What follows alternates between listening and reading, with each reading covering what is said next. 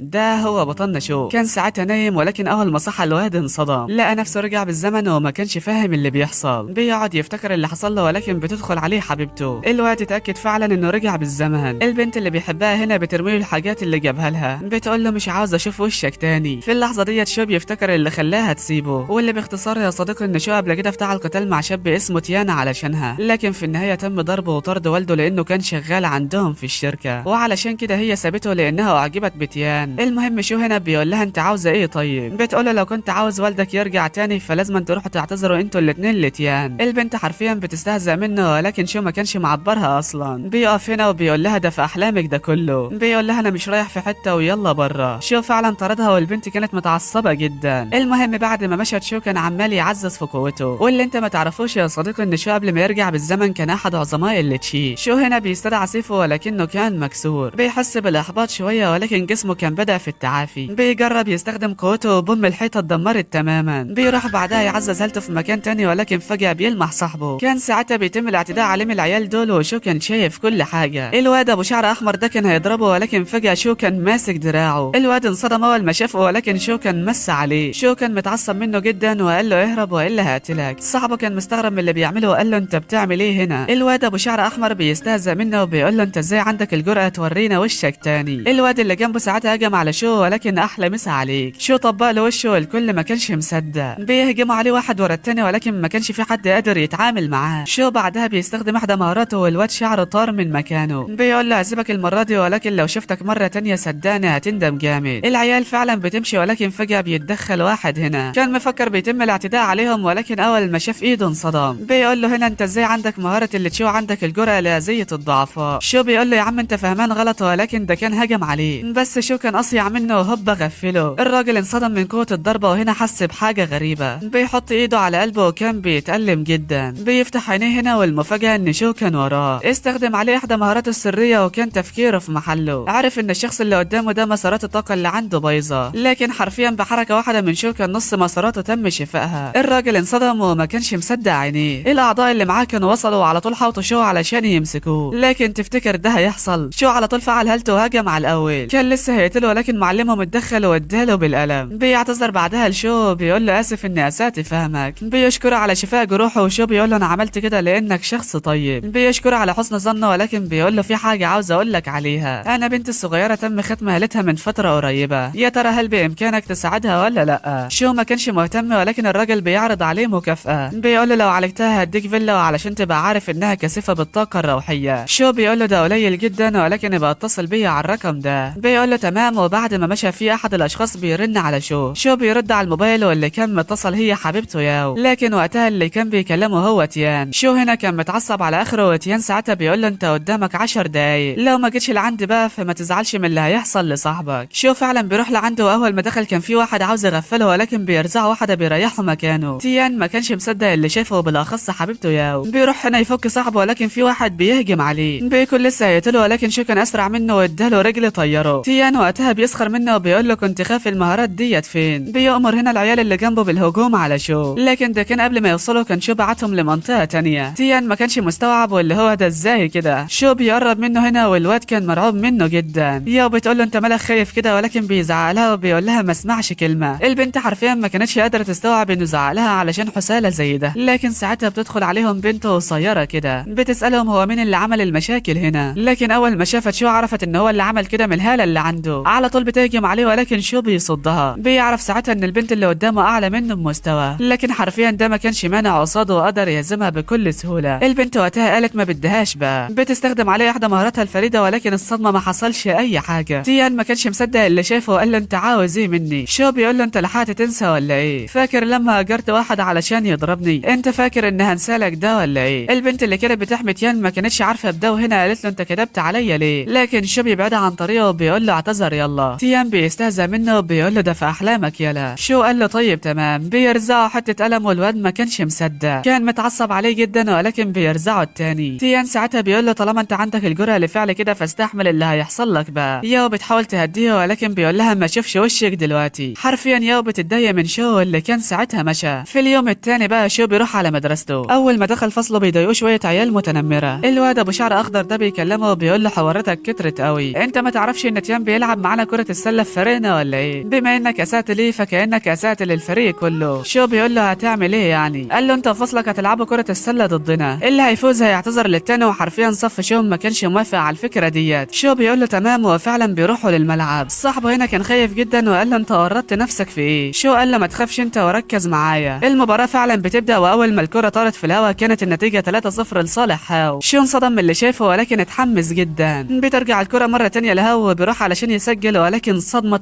بكل المقاييس. في لمح البصر شو كان قدامه واخد منه الكرة وسجل نقطة. حرفيا ما فيش حد قدر يمنعه، والعيال كلها انصدمت وما كانوش مصدقين اللي بيحصل. بيقعد يحرز نقاط ورا التانية وما كانش في حد قادر يمنعه. هاو وقتها اتضايق جدا، بيحاول يسجل ثلاثية هنا ولكن شو بيمنعه. الواد كان باين عليه الغل وقال ما بدهاش بقى. بينزل باقي اعضاء الفريق والعدد كان 8-2. العيال بتغش بكل معنى الكلمة، وشو ما كانش معترض خالص. العيال اللي بره كانوا شايفين ده وما كانوش حابين اللي بيحصل، لكن بقى شو كان مختلف عنهم وكان في اوج حماسته. هاو بعدها بينطلق علشان يسجل نقطة، ولكن شو كان قدام عينيه. بياخد منه الكرة هنا وهوب سجل احلى ثلاثية. الملعب كله اتقلب على بعضه، واللي هو ده ازاي كده؟ العيال بتحاول تمنعه باي طريقة، ولكن شو بيعدي من وسطهم بكل سلاسة. بيمنع هاو مرة تانية من التسجيل، وهوب جاب ثلاثية تاني. بيفوز بفرق 5 نقاط، والكل ما كانش مصدق انه قدر يفوز بالسهولة ديت. العيال بعدها بتكون ماشية، ولكن شو بيقول لهم ما نسيتوش حاجة ولا ايه؟ الواد ده قال له نسينا ايه يعني؟ شو بيقول له الاعتذار يا صاحبي. بيقول له صح افتكرنا. بيهجموا عليهم الكل في نفس الوقت، ولكن شو كان متوقع ده. بيعمل معاهم الصح يا صديقي، وبعدها بيروح لعند هاو. الواد كان خايف منه جدا. بيمسك ايده هنا وبيقول له هتنفذ اللي قلته ولا اكسر لك دراعك. هاو فعلا بيعتذر ليه، ولكن ده ما كانش مرضي لشو. بيعصر ايده جامد وقال له هسامحك المرة دي، وبعدها سابه ومشى. بيرجع بعدها البيت وكان عمال يعزز قوته هنا. الواد بينجح فعلا وكان في قمة السعادة. في اليوم التاني بقى كان راكب احد الباصات وكان رايح على مكان كده. بيقول لسواق الباص ينزله هنا، واول ما نزل العيال بتتنمر على صاحبه. المهم اثناء ما شو كان ماشي بيتصل بالراجل اللي شفناه في الاول، ولو انت ما تعرفوش يا صديقي فهو ده السيد يوان. يوان بيكلمه وبيقول له انت تاخرت ليه؟ شو قال له ما تاخرتش ولا حاجه، واول ما قفل معاه كانوا قدامه فعلا. بيدخل بعدها لجوه، واول ما بص انصدم، لقى البنت اللي كانت بتحمي تيان واقفه قدامه. الواد استغرب جدا ولكن مش اكتر منها. بتفكره نصاب ما يعرفش اي حاجه، ولكن ابوها بيقول لها انا متاكد انه هيقدر يعالجك. بتقول له تمام، وهنا بتروح لعند شو فعلا بيستخدم هالته، والبنت بتحس بحاجه غريبه كده. بيقدر فعلا يفك الختم اللي عليها، وابوها بيشكر شو جدا. بيديله مفتاح الفيلا اللي قال له عليها، وقال له لو عوزت اي حاجه فانا هكون سعيد بمساعدتك. شو بيقول له تمام، وبعدها سابه ومشى. بيرجع بعدها لصاحبه، والبنات دول كانوا عمالين يغلسوا عليه، لكن اللي بيعصبه اكتر انه شاف ياو وقتها بتروح لعنده وبتقول له انت عاوز مني ايه؟ شو ما بيعبرهاش اساسا، وحرفيا احلى قصف جابها. المهم بعدها الجو بيغيم عليهم وما كانوش عارفين يعملوا ايه. ياو وقتها بترن على تيانو وبتقول له تعالى خدنا علشان الجو هيمطر. شو بقى كان واقف في مكانه وقال لهم انا عندي فيلا قريبه من هنا، لو كنتوا عاوزين تيجوا معايا فانا ما عنديش اي مانع. العيال ما كانوش مصدقين، ولكن بيروحوا يشوفوا اخرتها ايه. شو اول مره من البوابه الحارس بيفتح له، والكل كان مصدوم وقتها. بالفعل كلهم بيدخلوا، ولكن شو ما بيدخلش ياو. بتتعصب منه جدا، ولكن كان تيان وصل لعندها. بتقول له هنا انت لازم تخلص على الحسالة ده باي طريقه. على الناحيه التانيه العيال بعد ما دخلت ما كانوش مصدقين ان هم جوه فعلا. البنت دي بتحاول توقع شو بالكلام، ولكن بيطلع لها مفتاح الفيلا. بيقول لها لو ما كنتيش مصدقه فيلا امشي من هنا. البنت حرفيا ما كانتش جايباها لبره. شافت البنت اللي اسمها تشوفها وفكرت ان هي دي صاحبه الفيلا، لكن ده حرفيا تشوف تصدمها وبتقول لها امشي يلا. البنت فعلا بتقع في شر العابها، وفعلا سابت المكان ومشت. على الليل بقى كان شو بيعزز في قوته. بيحس ساعتها بشعور غريب بسيفه، اول ما طلع بره انصدم، عارف ان هو ده سيفه اللي كان معاه من 10,000 سنه. الواد هالته بتتغير هنا، وكان متحمس للانتقام من الاشخاص اللي اذوه. في اليوم التاني بقى شو كان ماشي هنا، لكن فجاه بيحوطوا مجموعه اشخاص بعربياتهم. بينزل واحد ضخم كده، واتضح ان هو ده الشاب اللي تيان بعته علشان يضرب شو. العيال ساعتها بتهجم على شو، يا ريتهم ما عملوا كده. شو حرفيا بينزل عليهم بكل غباء، وما كانش في حد لاحق يشوفه. العيال بتقدر تغفله من ورا، ولكن ما فيش اي حاجه بتمنعه. بيهجم على الضخم ده، هوب احلى مسا عليك يا معلم. العيال بيترعبوا من اللي حصل، وهنا بيهجموا عليه كلهم، لكن ده قبل ما يوصلوا له كان شو روق عليهم حرفيا. على الناحيه التانيه بقى، وتحديدا عند الشاب هاو، كان ساعتها بيكلم تيانو وبيقول انا بعت العصابه علشان يضربوا شو، مستحيل انه يفلت المره ديت. لسه بيقول له على اللي فيها ونلاقي شو طابب عليهم. يخرب بيت الجمدان اللي عندك يا صاحبي والله. العيال انصدمت تماما، ده اللي هو ازاي كده؟ شو هنا بيكلم تيانو وبيقول له يعني انت اللي بعت العيال ديت، لكن ساعتها بيعرض واحد في الكلام وبيقول له انت ازاي دخلت لهنا من غير اي اذن. بيروح يمسك شو من هدومه، ولكن شو بيرزعه قلم بيطيره. العيال بعد ما شافوا اللي حصل اترعبوا اكتر. بيهجم عليه واحد هنا على اساس انه انه هيعمل حاجه ولكن بيريحه هو كمان. شو بعدها بيروح لتيان وياو بتعترض طريقه، لسه بتقول له انت عاوز ايه، ونلاقي تيان اخد رجل طيارته لورا. هي وحرفيا بتنصدم وبعدها شو بيغادر المكان. بعد اسبوع كان تيان في المشفى وكانت حالته حاله. كان ساعتها بيكلم والده هنا وبيقول له انت لازم تقتل شو. بيقول له تمام ارتاح انت، اخوك على وشك الوصول وهينتقم لك منه. على الجانب الاخر بقى بنروح لعند شو. كان ساعتها بيريح هنا ولكن بيدخل صاحبه عليه بيقول له عندي اخبار مش هتعجبك. شو ما كانش مهتم اصلا وقال له في ايه يعني. بيقول له هو يجي هنا ومعاه واحد من هيئه التدريس. باختصار يا صاحبي ده عم هوا احسن لك تتدرب في مكان تاني دلوقتي. لكن ده كان فات الاوان ووصل عم هوا فعلا. شو ما كانش مرتاح له خالص، وهنا عم هوا بيكلمه وبيقول له انا سمعت انك عملت مشاكل كتير هنا. صاحبه وقتها بيحاول يدافع عنه ولكن هوا بيمنعه وبيقول له مين سمح لك تتكلم. شو بقى كان متضايق منه جدا وهنا فعل هالته. بيمسك بعدها هوا وعمه كان مرعوب منه جدا. حرفيا عمه جري وسابه يعني هوا اتفشخ لوحده. في اليوم التاني بقى كان صاحب شو بيكلمه وبيقول له هتعمل ايه في مشكله امبارح. شو بيرد عليه وبيقول له ولا اي حاجه. لكن وقتها كان حضر احد اعضاء هيئه التدريس وفصل شو. العيال بتستغرب هو ليه عمل كده بالرغم ان شو ما عملش اي حاجه. لكن على اي حال المدرس ده بيقول له انت عندك اعتراض على حاجه ولا لا. شو ما بيردش عليه اساسا ولكن شين بتتدخل هنا بتقول له ايوه عندي اللي يثبت براءه شو. والمفاجاه ان كان معاها الشاب اللي شو ضربه. الحوار بيولع تماما وشو كان مستمتع باللي عمال يحصل. بيقف هنا وبيشكر شين وقال لها انا اسف ولكن مش محتاج اي حد يدافع عني. شو هالته اتغيرت هنا وشين كانت واخده بالها. هو وقتها بيحس بالخوف ولكن مع ده بيروح يستفزه. شو بقى كان واقف قدامه وقال له طيب انت اللي جبته لنفسك. بيستخدم عليه احدى مهاراته والواد بيحس بصداع جامد. المدرس ساعتها بيقول له انت عملت له ايه. شو بيقول له عملت له حاجه ازاي وانا ما اتحركتش اساسا. شين بقى كانت واخده بالها جامد ولاحظت انه استخدم هالته. نروح بقى الهو اللي كان عمال يصرخ من الالم. بيقعد يتوسل لشو ولكن بيقول له مش هسيبك غير لما تقول الحقيقه. الواد بيقول على كل حاجه فعلا وعمه كان متضايق من اللي سمعه. شو بيقول له تمام كده وبالفعل بيسيبه. عمه بقى طبعا بعد اللي سمعه ده ما كانش قادر يتكلم مع شو. بيقول له هسيبك دلوقتي عقبال ما ادور في المشكله اكتر. شين بتقول له تمام ولكن احسن لك تسرع، انت ما تعرفش ان شو من فريه ولو حصل له اي حاجه هتندموا جدا. الراجل وقتها انصدم لما عرف انه تبعها. قال لهم تمام وبعدها سابهم ومشى. شو هنا بقى كان بيكلم شينا وبيقول لها من امتى وانا اصبحت عضو الفريق. بتقول له يا عم انا عملت كده بس علشان اضغط عليه مش اكتر. لكن ده كان شو مشى وده اللي عصبها جدا. المهم شو بعدها بيرجع لبيته. اول ما دخل تم الهجوم عليه والواد ما كانش فاهم اللي بيحصل. بيفادوا الهجوم بصعوبه ويا ترى اللي عمل كده هو الشاب اللي بعته تيان. الواد بيضحك لشو بكل هستيريا وبيقول له استعد يلا. وبس كده لحد هنا بينتهي الفيديو بتاعنا. يا ترى بقى ايه اللي هيحصل بعد كده وهل شو فعلا هيقدر يتغلب عليه ولا لا. انتظرونا بالاجزاء الجايه من حكايه شو. مستني منك بقى لايكك الجميل وكومنتك في التعليقات علشان اعرف ان الحكايه دي عجبتك ولا لا. وما تنساش تصلي على النبي اللهم صل وسلم وبارك عليه. واشوفكم بخير في فيديو جديد. سلام.